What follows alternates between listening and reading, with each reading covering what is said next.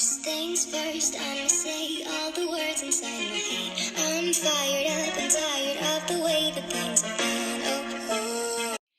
Bonjour à toutes et à tous, j'espère que vous allez bien avec ce beau week-end qui annonce enfin le printemps.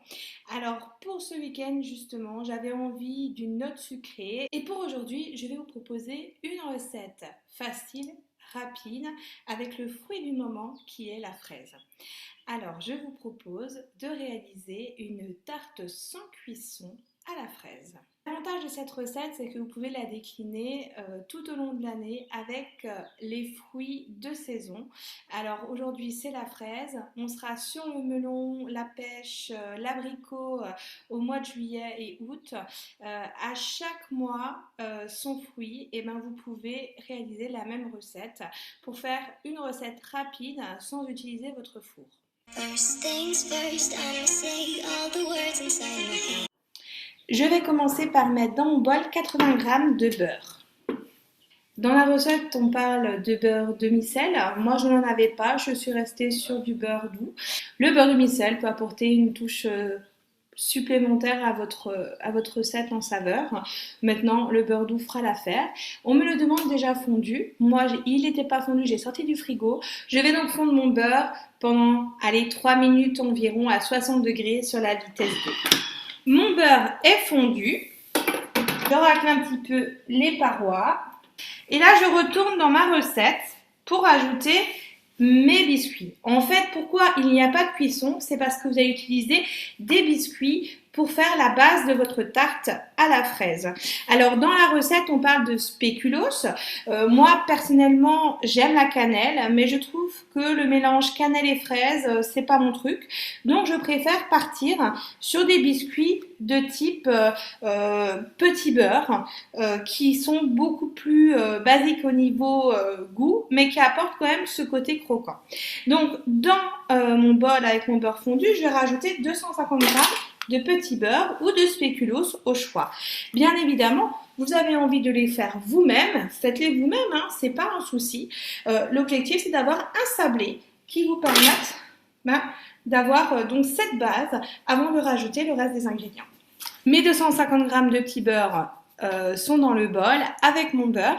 Alors petite astuce aussi, petite idée, vous avez envie de rajouter encore plus de croquant, mettez des noisettes ou des amandes qui vont être concassées en même temps, ça apportera un petit plus, ou même du pralin. Après voilà, place à votre créativité. Je mets mon couvercle et mon gobelet et là je vais mixer le tout 10 secondes à vitesse 4. Voilà, ma base de pâte sablée est prête pour mon fond de tarte. Maintenant, je vais former justement ma tarte. Alors moi, j'ai mis un peu plus en quantité parce que j'ai des grands gourmands. Mais l'objectif, c'est de trouver pour vous un moule qui va vous permettre de former justement votre fond de tarte. Alors là, je vais faire une aparté pour vous présenter ce moule amovible. Alors ça, c'est une petite nouveauté que vous pouvez gagner ce mois-ci en réalisant un atelier.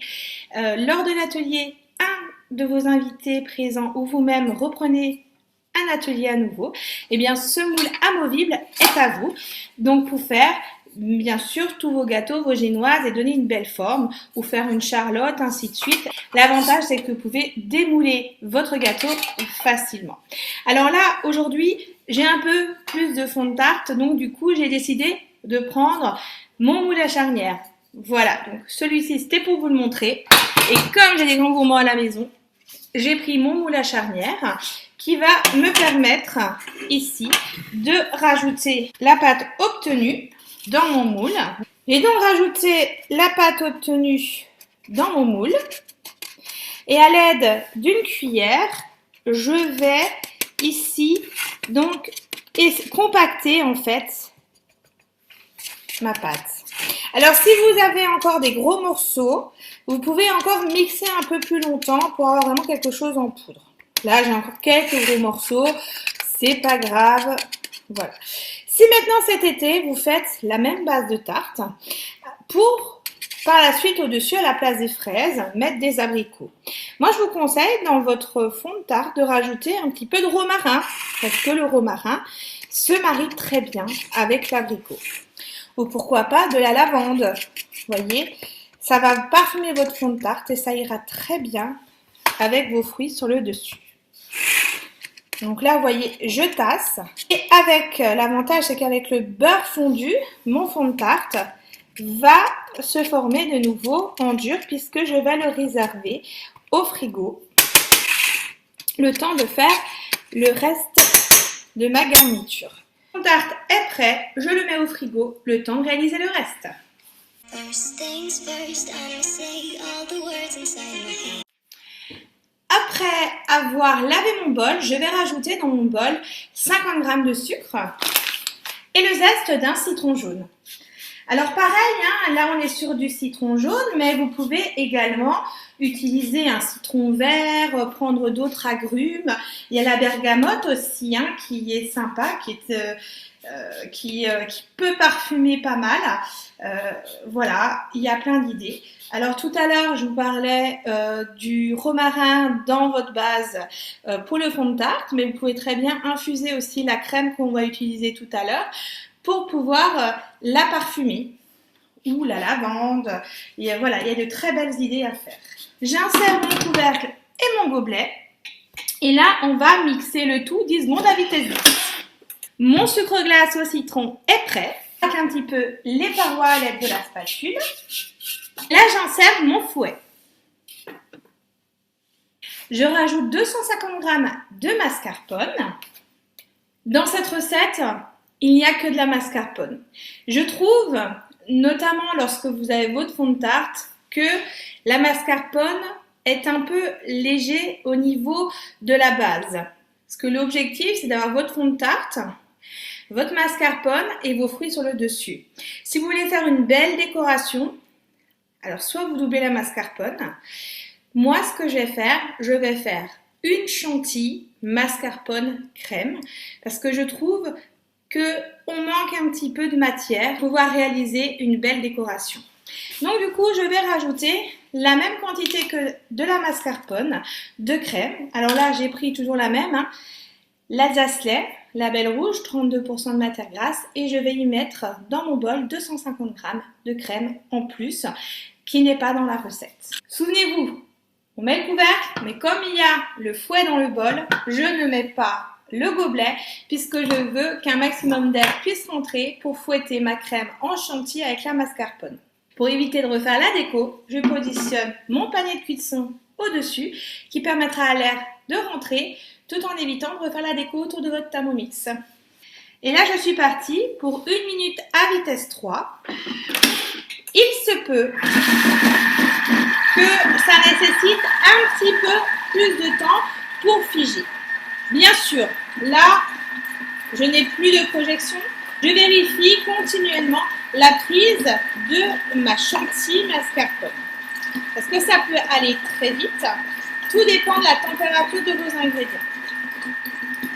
Alors, ce que vous pouvez pour vous aider aussi, c'est augmenter la vitesse au bout d'un moment en allant sur 3,5 mais maximum vitesse 4. Ça aidera à la prise. Au bout d'un moment, vous allez avoir comme des petits lacets qui vont commencer à se former le long des parois. Ça commence à prendre. Alors là, ma crème n'est pas encore prise, c'est pas grave. Comme j'ai 2 fois plus en quantité, hein, souvenez-vous, je vais relancer à la vitesse 3,5, 4 et je vais suivre la prise sans mettre de temps. Voilà, ma crème est prise. J'ai eu besoin d'1 minute supplémentaire par rapport au temps indiqué. Souvenez-vous, on n'avait que 250 g de mascarpone dans la recette. J'ai rajouté la même quantité en crème. Et voici ma chantilly mascarpone qui est prête. Astuce aussi lorsque vous transférez votre chantilly. Pour ma part, je vais utiliser une poche à douille que j'ai mis sur mon panier. Alors, si vous avez des poches qui sont suffisamment grandes, eh ben, j'ai mis un petit embout, une petite douille au bout. Et là, je l'ai mis sur mon panier. Vous pouvez prendre un shaker aussi, hein, quand vous avez des douilles qui sont plus petites. Et je vais transférer ma chantilly mascarpone dans ma poche à douille. Alors, bien sûr, vous n'êtes pas obligé de la mettre dans la poche à douille. Si vous n'aimez pas manipuler la poche, vous pourrez très bien la rajouter à la spatule sur votre fond de tarte tout à l'heure.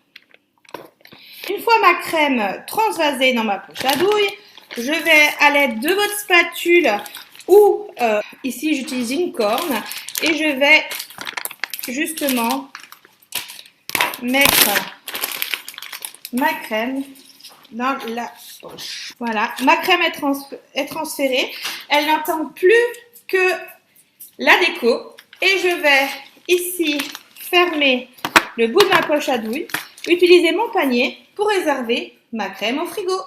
First things first, I'ma say all the words inside my head. Après une bonne demi-heure de pause au frigo, j'ai donc sorti mon fond de tarte que j'ai démoulé et j'ai positionné ma chantilly mascarpone sur mon fond de tarte à l'aide de ma poche à douille. Vous pouvez très bien la rajouter avec une spatule si vous n'avez pas envie d'utiliser de poche à douille. Et maintenant, je vais passer à la décoration. J'aime bien avoir plus de crème pour déposer mes fraises que j'ai coupées en lamelles. Il y a plein de possibilités. Après, à vous de donner la forme que vous souhaitez à votre tarte. First things first, I'ma say all the words inside my head. I'm fired up and tired of the way that things have been. Oh, the way that things have been. Oh. Alors, pour terminer, je mets quelques feuilles de menthe et moi, ce que j'aime bien pour ajouter du croquant, je saupoudre quelques pistaches concassées. Ça rajoute de la couleur et du croquant. La pistache se marie très bien avec la fraise. Voilà, ma déco est terminée. Ma tarte express aux fraises est prête et franchement, ça donne envie. Donc, allez-y, c'est la saison des fraises. Vous en trouvez des fraises françaises. Les alsaciennes ne sont pas encore au rendez-vous, mais bon, ça ne va pas tarder. Donc, voilà, il n'y a plus qu'à déguster de mon côté. Comme d'habitude, pensez à vos photos. Ça fait toujours plaisir d'avoir un retour de votre part. Alors, justement, cette tarte, comme je vous le disais, varie en fonction des fruits de saison. Là, on est sur la fraise. On va arriver sur l'abricot, les pêches au mois de juillet. Franchement, c'est super sympa, simple à faire. Et quand on arrive au mois de décembre, on peut toujours la faire parce qu'on a les fruits exotiques, l'ananas, la mangue. Il y a plein d'idées et ça se marie à chaque fois très bien.